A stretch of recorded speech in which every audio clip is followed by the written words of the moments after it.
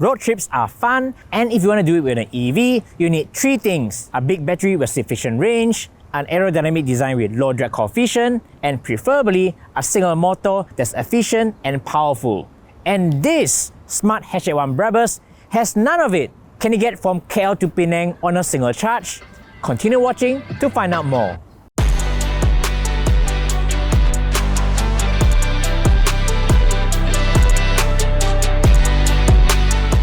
The Smart Hatchet-1 is a compact crossover SUV and is much bigger than the old smart cars like the Smart Fortwo 2 and the Smart Fortwo 4. The overall design is handled by Mercedes-Benz, while the EV tech and the engineering were all handled by Geely. The Smart Hatchet-1 sits on Geely's SEA platform and is the same dedicated EV platform that's used by Zeekr, Polestar, Volvo, and even Lotus for their new EVs. And the Smart Hatchet-1 model which we have right here is the Brabus version. This is a top spec, high performance model with twin motors with an all-wheel drive setup, priced at 250,000 ringgit. This is 30,000 ringgit more than the Smart Hatchet-1 Premium, which only comes with a single motor powering the rear wheels. And this Brabus version produces 422 horsepower and 543 Nm of torque. You can get from 0 to 100 km per hour in just 3.9 seconds, up to a rated top speed of 180 km per hour. It gets a 66 kWh NMC battery with a WLTP rated range of 400 km on a single charge. That sounds quite underwhelming considering you can get an EV with 500 or 600 km of range for far less than the price of this Smart Hatchet-1 Brabus. So how much range do you get in the real world for both city and highway driving? Well, you have to continue watching to find out more.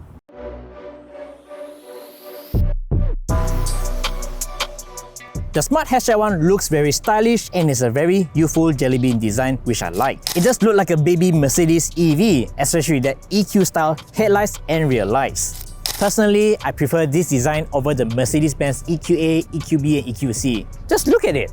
Since this is a Brabus model, you get sportier looking 19-inch alloy wheels with red calipers. You also come with Brabus badge body kits with red highlights. You can tell that this is a Brabus unit by looking at the front vents, but these are just for looks because they are actually fake. And this dual tone atomic grey with matte finish and a red top does make it look very sporty. And it's clear that the Smart Hatchet-1 is targeting at the same customers as the Mini. Since this is a dedicated EV platform, this compact electric SUV has a rather long wheelbase of 2,750mm. You can see how the wheels are placed further towards the end, which helps to maximize interior space. In fact, if you look at the numbers, the wheelbase for the Smart Hatchet-1 is actually longer than the BMW iX1, the Volvo XC40, as well as the BYD Atto 3, and those cars are actually bigger than the Smart Hatchet-1. While the Smart Hatchet-1 has a very organic design to hide its boxy proportion, it has a drag coefficient rating of 0.29 CD.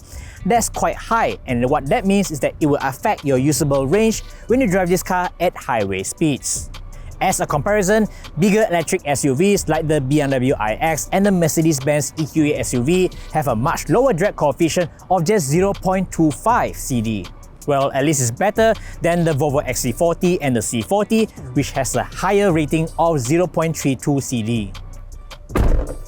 The interior of the Smart Hatchet-1 is where it shines. Not only it looks good, but it's also very practical as well. You can see a lot of Mercedes design elements in this car, from the T-shaped dashboard, the physical stock for the gear shifter, and even the voice assistant sounds very similar as well. If you look closely, there are also tiny Easter eggs around the edges of the windscreen and quarter windows. There are loads of storage in the Smart Hatchet-1. The door bins are huge enough to put a big bottle. You also get a central cup holder storage with cup holders and a slot for your phone, and a pop-up compartment that has a wireless charging pad and 2 USB-C ports. There's also storage in the armrest with a built-in chiller function that blows cold air from the aircon.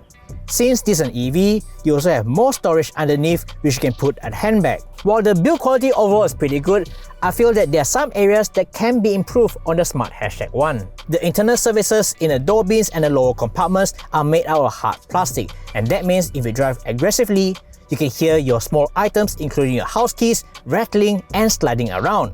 Another complaint that I have is the wireless charger. While the placement is spot on, it doesn't seem to work well for the iPhone 15 Pro Max. On smaller phones, it works just fine. So if you're using an iPhone 15 Pro Max like me, you'll have to charge using a cable. Instead of having the glossy white panel, the Brabus version gets this dark chrome finish on the dashboard, and it also gets extra Alcantara cladding materials on the seats and the steering wheel. You also get a big B logo on the headrest. On the steering, you still get a Smart logo in the center, and there's an illuminated Brabus logo at the bottom, just to remind you that you're driving not an ordinary Smart #1. I like the fact that Smart has opted for proper physical directional pad buttons. This is much easier to use than the capacitive buttons and touchpads used on some other EVs. Yes, I'm talking to you, Mercedes. With this black interior and red ambient lighting, this looks like you're driving Kylo Ren's company car. Before I forget, you also get these puddle lamps which illuminates the B logo on the floor when you step out. Over the back, the space here is huge and you get a flat floor thanks to its dedicated EV architecture and also its long wheelbase. I have loads of legroom and headroom, and the seats can also recline and slide too. You do get an armrest with cup holders, and rear occupants also get their aircon vents as well as USB-A and USB-C charging port. The Smart #1 also gets this massive glass roof which comes with a built-in sunshade, and I like the design of the switch to open and close the sunshade. Before I forget, the front seats are ventilated too, but you have to turn them from the infotainment system. Despite being a small SUV, the Smart #1 has a power tailgate with a kick sensor. However, the storage is quite small at just 323 liters, which is good enough to put a few cabin-sized luggage. There's also more underfloor storage, but there's a box in the corner for the subwoofer. If you want more storage, you can slide the rear seats all the way to the front to boost the boot size up to 411 liters, but that also means there's hardly enough room for the rear occupants. The Smart #1 also has a frunk, but it's only 15 liters, which is quite useless. Oh yeah, check out this key, which looks pretty unique. It's shaped like a puck and there are holes to pass through your lanyard. There's no start or power button for the Smart #1, so it can turn on immediately when you walk through the car, and it will turn off and lock the car when you walk away. The Smart #1 has a 12.8-inch screen that supports wireless Apple CarPlay and Android Auto as standard. For the Smart #1, majority of the car controls are operated on the touchscreen, including your aircon, media, and regen settings. There are a couple of buttons underneath the display which are also capacitive. I'm not really a fan of touchscreens and capacitive buttons, and I very much prefer to have physical controls for the aircon. If you're using the built-in map, that's not really an issue because there's always a bar to show the climate control. But if you use Apple CarPlay, it takes over the entire screen, and you have to swipe up to change your aircon settings. Yes, you can tap on the button down here to bring up climate control, but that's meant to toggle the auto aircon settings. The overall interface looks quite modern and clean, but this is clearly not optimized for drivers. This works great as a tablet if you are stationary, but once you're driving, the tiny icons and buttons can be really hard to press. I find myself putting my hand on the frame to ensure that I'm tapping on the right button. The Smart #1 Brabus also gets a 13-speaker 640 watts Beats audio, which is awesome. If you love bass heavy speakers, this is a car you'll definitely enjoy. Similar to a smartphone and tablet, you can swipe from the top edge to reveal your notifications and various quick settings. From here, you can also adjust the ambient lighting and also access the smart modes, which is pretty interesting. For example, there's entertainment mode. This will ensure that the aircon continues running when you leave the car. And this is great if you have passengers in the car and you don't want the aircon to turn off when you go out to take away food from a restaurant.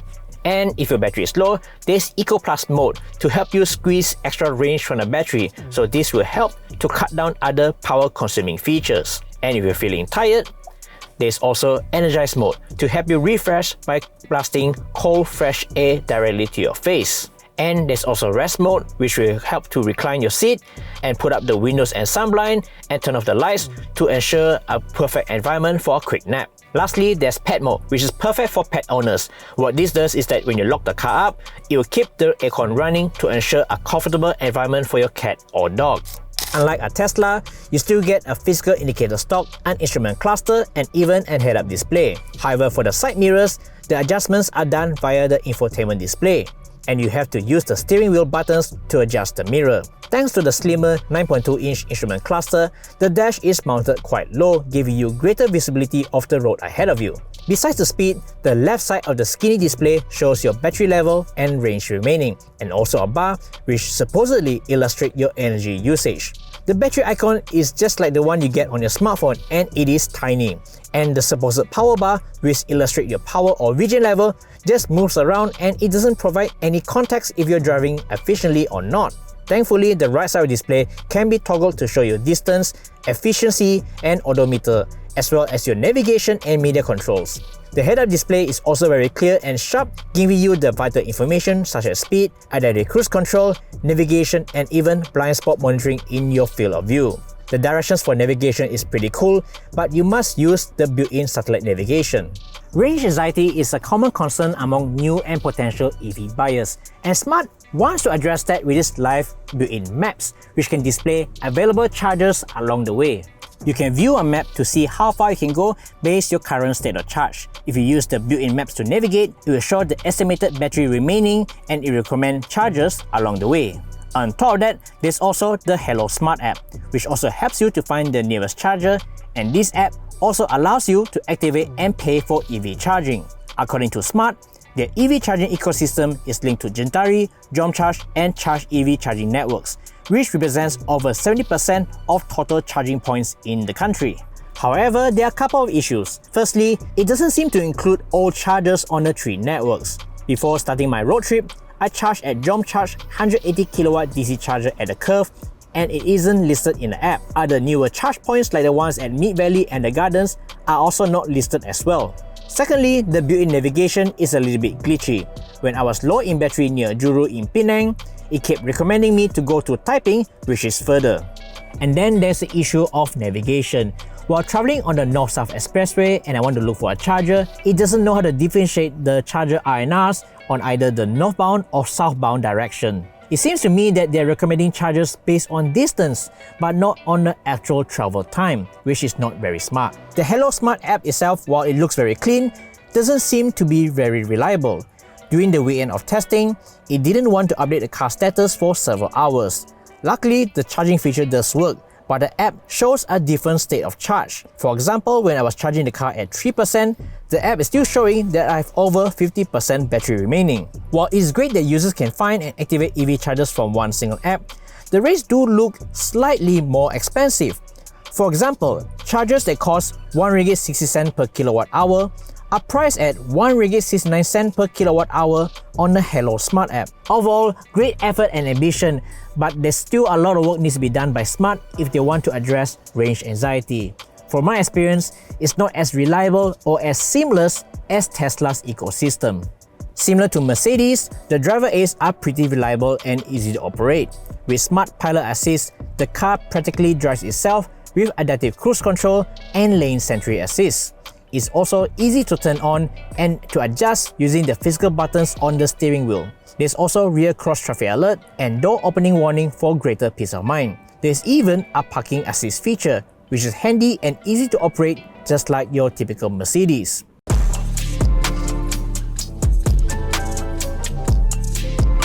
So, how's the Smart #1 like to drive? In a word, extremely fun. Okay, there's two words. And this car really feels like no other EV I've tried before. First thing you notice is that this car is very light. You don't feel the weight of the batteries. It's so nimble, you can just toss this around corners and you can really get a lot of fun. And what's more special with this Brabus version is it has Brabus mode.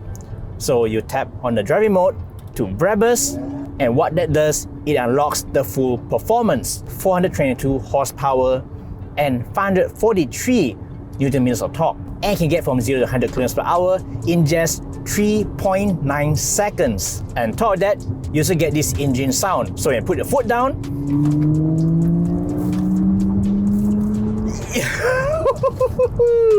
you can get a lot of fun from this car. I mean, I know it sounds like these are a gimmick, but this really adds to the experience.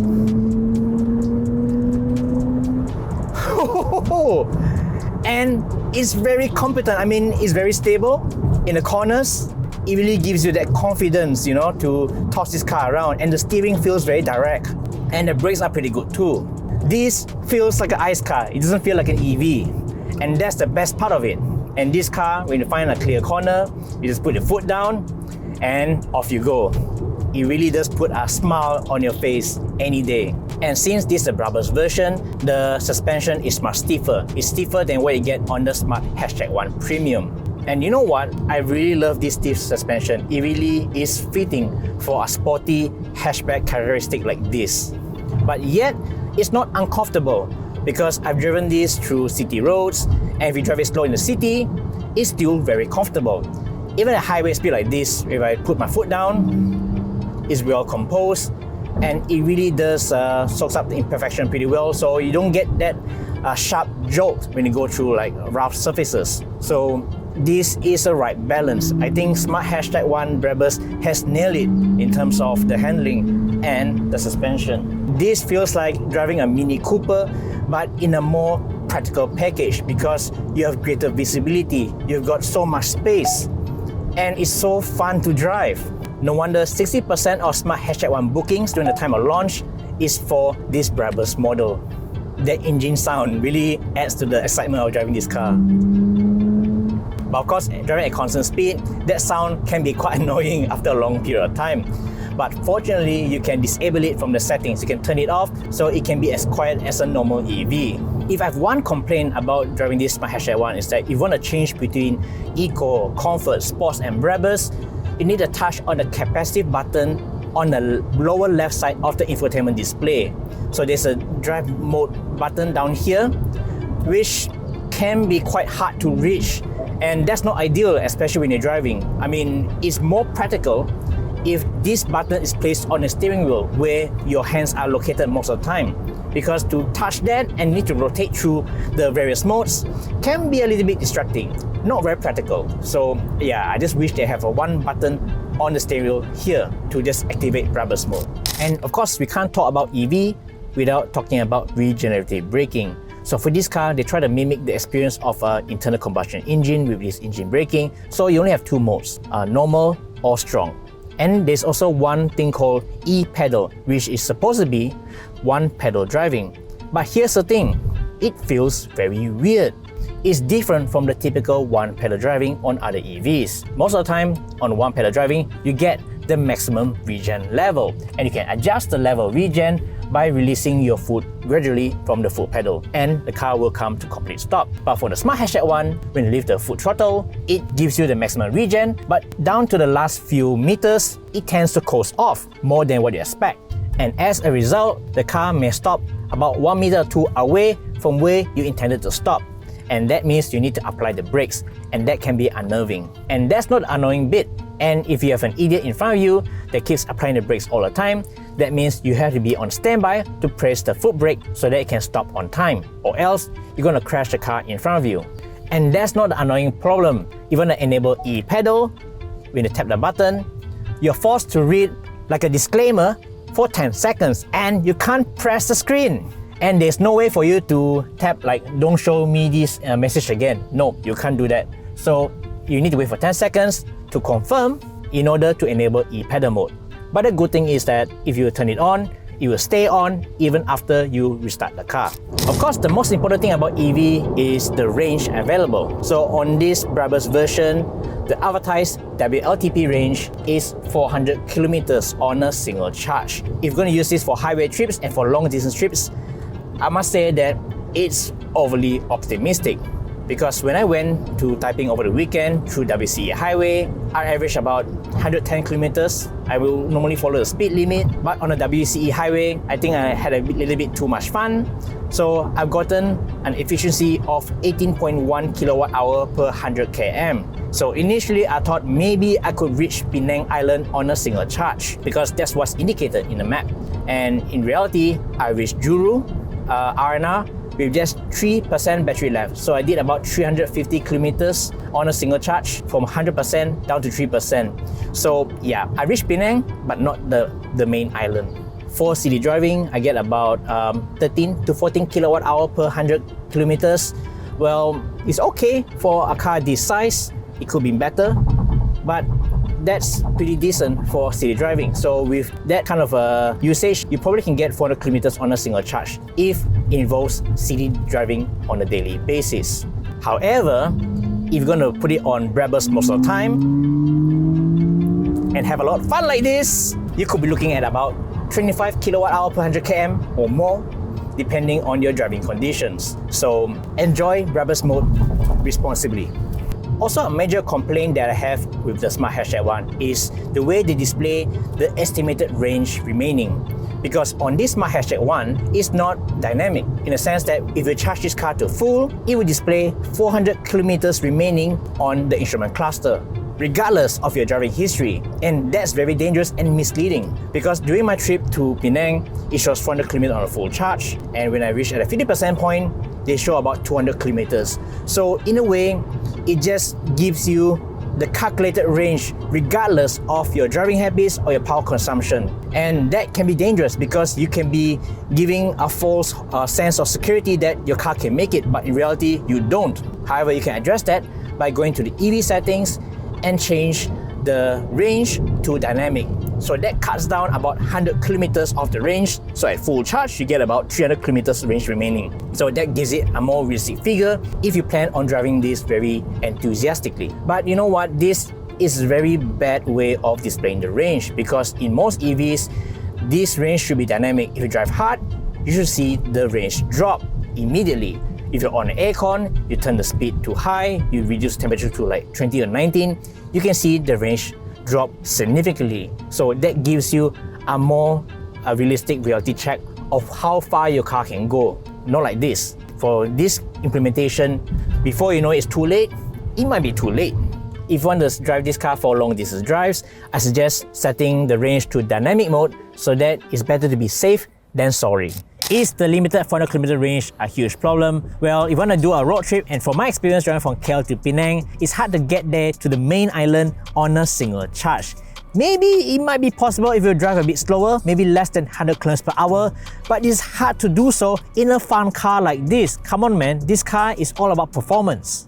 But personally, I don't think it's all that bad. For a road trip that takes about 4 to 5 hours, you will definitely need to stop every 2 hours to stretch out, have a coffee break, and to reply messages on your phone. So you can use that 15 to 30 minute break to charge your car. Some might say that driving an EV adds unnecessary travel time, but for me, it's not a huge deal because I really need my toilet break. Even with spirited driving, you can make 2 50-minute stops to quick charge the car and you'll do just fine. On a 150 kilowatt DC charger, I got like 40% worth of charge in just 15 minutes. At the moment, there are more chargers along the North-South Highway from Johor to Penang, so it is quite easy to plan your charging stops. On the new WCE, there are none at the moment, but we are told that there are several EV chargers planned along the way at R&Rs, which are still under construction. From my experience during the road trip, I didn't even need to queue for an EV charger. There was no one there at Petronas Juru northbound, there's no one there at Starbucks Botanica drive-thru, there's no one there at Petronas Gunung Semanggol as well as Ulu Bernam. So no problem getting a charger. Do we need more chargers? Definitely, we need more chargers on LPT Highway on the East Coast and also on the Pan Borneo Highway in East Malaysia. If each R&R have at least like 5 DC fast charging points, I think that will greatly address range anxiety, knowing that you can always find a charger as easy as a petrol station. Speaking of charging, the Smart #1 Brabus and the premium version has an onboard charger that supports up to 22 kilowatts of AC charging. That's twice as fast as what you get on a Tesla in Malaysia right now. You can get from 10 to 80% charge in just 3 hours from an AC charge point. For DC, it supports 150 kilowatts, but you only get that maximum speed if your state of charge is under 20%. I did 40 to 80% charge in about 20 minutes and can charge from 16 to 60% in about 15 minutes. And of course, there's the charging curve. From my experience, it can do about 135 kilowatts between 20 to 40%, and then it drops below 100 kilowatts after the 50% mark. Of course, try to avoid charging beyond 80% as it takes a very long time to charge the final 20%. And this EV supports V2L, or better known as vehicle to load. And this means you can use this adapter to power up any home appliances. This makes it very useful for camping trips or when there's a blackout. That concludes our review of the Smart #1 Brabus. I've driven a lot of EVs and this is the most fun I've gotten so far. It's great for city driving and it provides the confidence for you to tortoise around the bends without breaking a sweat. Of course, there are a couple of issues here and there. It's not perfect, but I can forgive its shortcomings because of the way it drives and the way it looks. It's an amazing city car that can provide an exhilarating driving experience if you're feeling a little bit naughty. Who says EVs are boring? Seriously, give this a try. If you like this video, please do give us a thumbs up, like us on Facebook, and don't forget to subscribe us on our YouTube channel and hit the notification bell icon so that you'll be informed of future videos. This is Alex from soyachincha.com. Thank you so much for watching and I'll see you in the next one. Bye!